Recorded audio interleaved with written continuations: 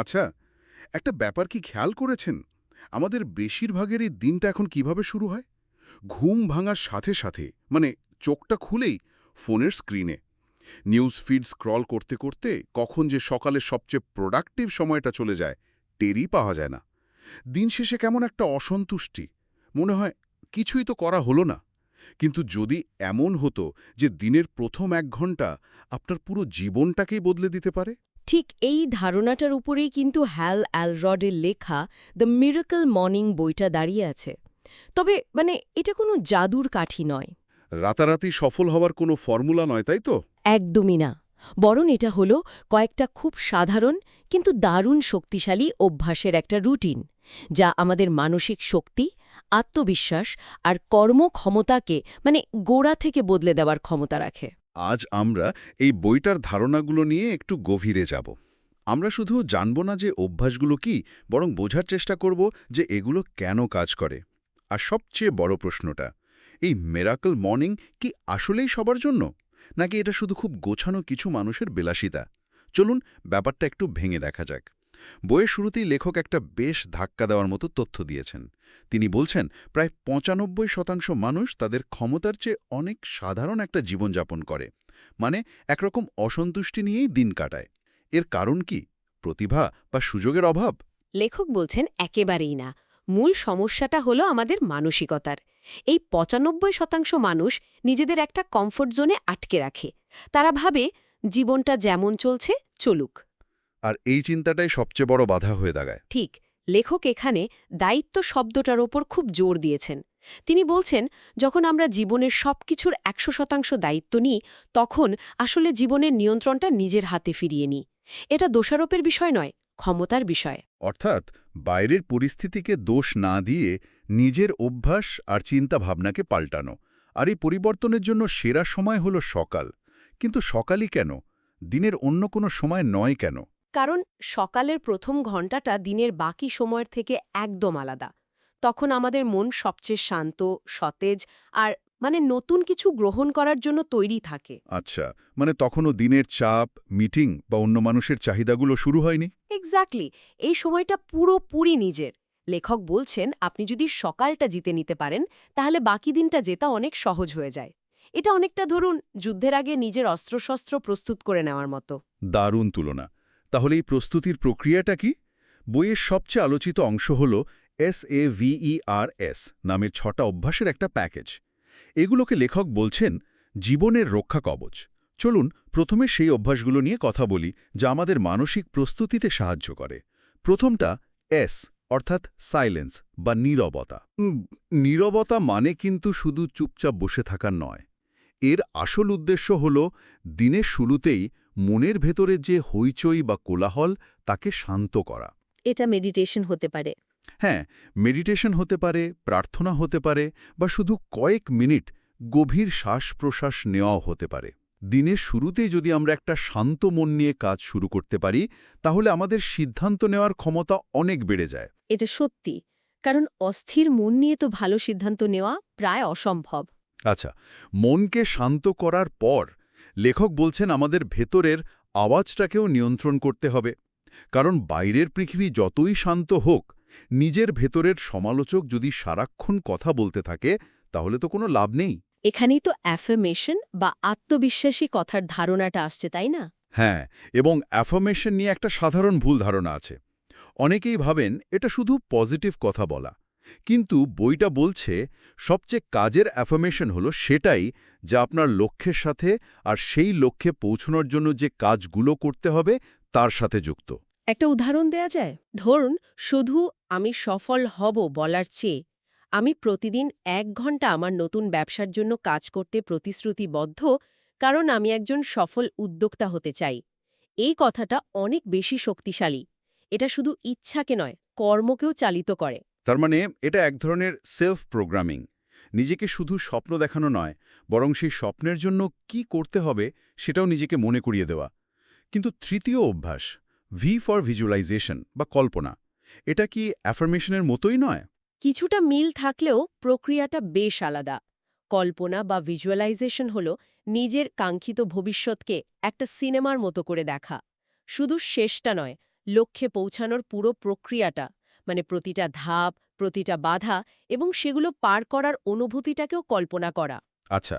এখানে একটা মজার বৈজ্ঞানিক ব্যাপার আছে। আমাদের মস্তিষ্ক কিন্তু বাস্তব অভিজ্ঞতা আর খুব প্রখর কল্পনার মধ্যে খুব বেশি পার্থক্য করতে পারে না। তার মানে আপনি বলতে চাইছেন, যখন আমরা কিছু একটা সফলভাবে করার কথা কল্পনা করি, তখন আমাদের মস্তিষ্ক এমনভাবে সাড়া দেয় যেন ঘটনাটা সত্যিই ঘটছে। একদম। যখন আমরা কোনো কাজ করার কথা গভীরভাবে কল্পনা করি, মস্তিষ্কের সেই একই নিউরাল পাথওয়েগুলো সক্রিয় হয় যা কাজটা বাস্তবে করার সময় হতো।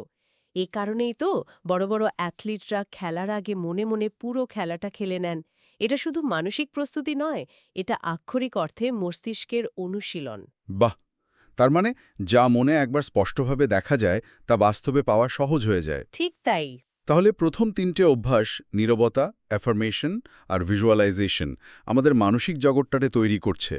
এর পরের তিনটে অভ্যাস, ব্যায়াম, পড়া আর লেখা, এগুলো আমাদেরকে কর্মমুখী করে তোলে। চলুন এগুলো নিয়ে আলোচনা করি। ই ফর এক্সারসাইজ বা ব্যায়াম। সকালের ব্যায়ামের গুরুত্ব কিন্তু শুধু শরীরকে ফিট রাখা নয়। মাত্র কয়েক মিনিটের হালকা ব্যায়াম, যেমন কিছু স্ট্রেচিং বা কয়েকটা পুশ আপ, আমাদের মস্তিষ্কের রক্ত সঞ্চালন বাড়িয়ে দেয়। আচ্ছা। এর ফলে মস্তিষ্কে আরও বেশি অক্সিজেন পৌঁছায় এবং এন্ডোরফিনের মতো ফিল গুড হরমোন বের হয়। ফলে আমাদের শক্তি, মনোযোগ এবং মানসিক স্বচ্ছতা তিনটেই বেড়ে যায়। মানে সুস্থ শরীর ছাড়া শক্তিশালী মন পাওয়া প্রায় অসম্ভব। আর এর জন্য জিমে যাওয়ারও প্রয়োজন নেই, যা অনেকের জন্যই একটা বড় বাধা। এর পরের অভ্যাসটা হলো আর ফর রিডিং বা পড়া। লেখক এখানে কোন ধরনের পড়ার কথা বলছেন? গল্পের বই? না, এখানে বিনোদনের জন্য পড়ার কথা বলা হচ্ছে না, বরং এমন কিছু পড়া যা আমাদের কিছু শেখাবে বা অনুপ্রেরণা নেবে। প্রতিদিন মাত্র 10 পৃষ্ঠা পড়লেও বছরে প্রায় ৩,৬৫০ পৃষ্ঠা পড়া হয়ে যায়। ও, এটা তো অনেক। প্রায় 18টা মাঝারি আকারের বইয়ের সমান। ঠিক, ভাবুন তো একবার, অন্য মানুষের কয়েক বছরের অভিজ্ঞতা আমরা একটা বই থেকে কয়েক ঘন্টায় শিখে নিতে পারি। এটা নিজেকে উন্নত করার সবচেয়ে সহজ এবং সস্তা উপায়গুলোর মধ্যে একটা। এটা একটা দারুণ দৃষ্টিকোণ। আর সবশেষে এস ফর স্ক্রাইবিং বা লেখা। ডায়েরি লেখার কথা তো আমরা অনেকেই শুনেছি, কিন্তু লেখক এটাকে এত গুরুত্ব কেন দিচ্ছেন? কারণ লেখার মাধ্যমে আমাদের অগোছালো চিন্তাগুলো একটা কাঠামো পায়। একে বলে থট ক্ল্যারিফিকেশন। যখন আমরা আমাদের লক্ষ্য, পরিকল্পনা বা কৃতজ্ঞতার বিষয়গুলো লিখি, তখন সেগুলো আর শুধু মাথায় ঘুরে বেড়ায় না।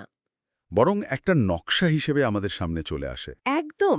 এতে আমাদের মন হালকা হয় এবং আমরা কি করতে চাই সে ব্যাপারে আরও বেশি পরিষ্কার ধারণা পাই। এই 6টা অভ্যাসের কথা শোনার পর দুটো প্রশ্ন মাথায় আসছে। প্রথমটা হলো, এত সময় কোথায়? আর দ্বিতীয়টা, সকালে ঘুম থেকে উঠব কিভাবে? অনেকেই তো অ্যালার্ম বাজার পর স্নুজ বাটন চাপতেই থাকেন। এটা একটা চক্রের মতো। লেখক এই দুটো প্রশ্নের জন্যই প্রস্তুত ছিলেন। প্রথমত, সময়ের ব্যাপারে তিনি বলছেন, সময় নেই কথাটা আসলে একটা অজুহাত।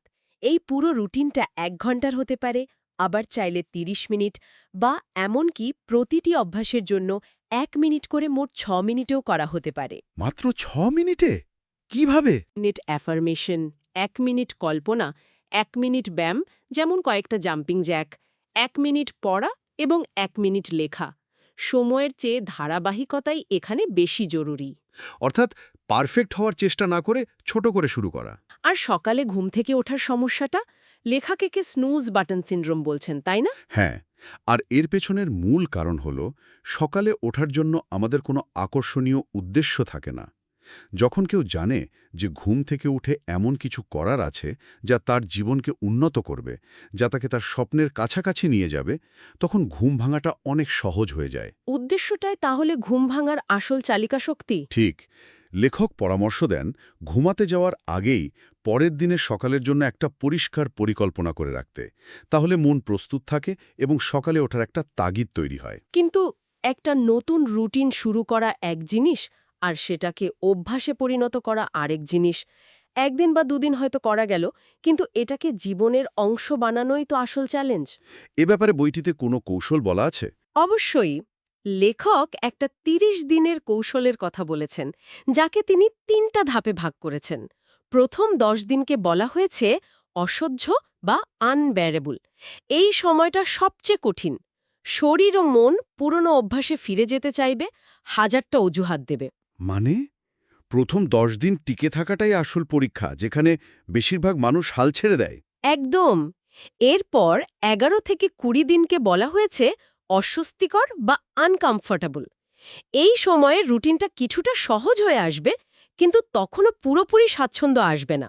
আর 21 থেকে 30 দিন হল অপ্রতিরোধ্য বা আনস্টপেবল পর্যায়। আচ্ছা। এই শেষ 10 দিনে অভ্যাসটি প্রায় স্বয়ংক্রিয় হয়ে যায়। তখন এটা না করলেই বরং খারাপ লাগে। এই মডেলটা আমাদের বুঝতে সাহায্য করে যে অস্বস্তিটা প্রক্রিয়ারই একটা অংশ, ব্যর্থতার লক্ষণ নয়। তত্ত্ব শুনতে তো ভালোই লাগছে, কিন্তু বাস্তব জীবনের উদাহরণ মানুষকে বেশি উৎসাহিত করে। বইটিতে কি এমন কোনো গল্প আছে যা প্রমাণ করে যে এই পদ্ধতি সত্যি কাজ করে? বইয়ের সবচেয়ে শক্তিশালী অংশগুলোর মধ্যে একটি হল লেখকের নিজের গল্প। হ্যাল এলরোড নিজে একটি ভয়াবহ গাড়ি দুর্ঘটনার শিকার হয়েছিলেন। ডাক্তাররা বলেছিলেন তিনি হয়তো আর কখনো হাঁটতে পারবেন না। ওহ, তাই নাকি? হ্যাঁ, সেই চরম হতাশা থেকে বেরিয়ে আসার জন্যই তিনি এই মিরাকল মর্নিং রুটিন তৈরি করেন, এবং ফলাফল, তিনি শুধু হেঁটেই দেখাননি, একজন আল্ট্রা ম্যারাথন রানার হয়ে ওঠেন।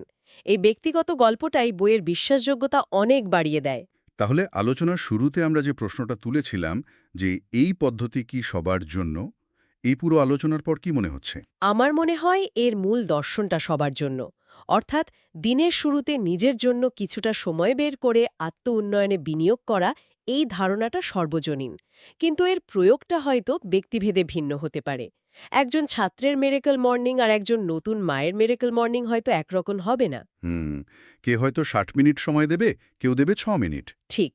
মূল বিষয় হল অজুহাত না দিয়ে নিজের সাধ্যমতো শুরু করা। তাহলে এই পুরো আলোচনার সারমর্ম এটাই দাঁড়ালো যে দ্য মিরাকল মর্নিং কোনো জাদুর কাঠি নয়, বরং একটা সুচিন্তিত জীবনযাপনের পদ্ধতি।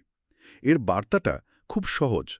আপনার সকালকে নিয়ন্ত্রণ করুন, আপনার জীবন নিজে থেকেই নিয়ন্ত্রিত হবে। SAVARS পদ্ধতির মাধ্যমে প্রতিদিন একটু একটু করে নিজের ওপর কাজ করলে দীর্ঘমেয়াদে একটা অসাধারণ পরিবর্তন সম্ভব। একদম ঠিক। সাফল্য কোনো একদিনের বড় ঘটনার ফল নয়, বরং প্রতিদিনের ছোট ছোট সঠিক অভ্যাসের সমষ্টি।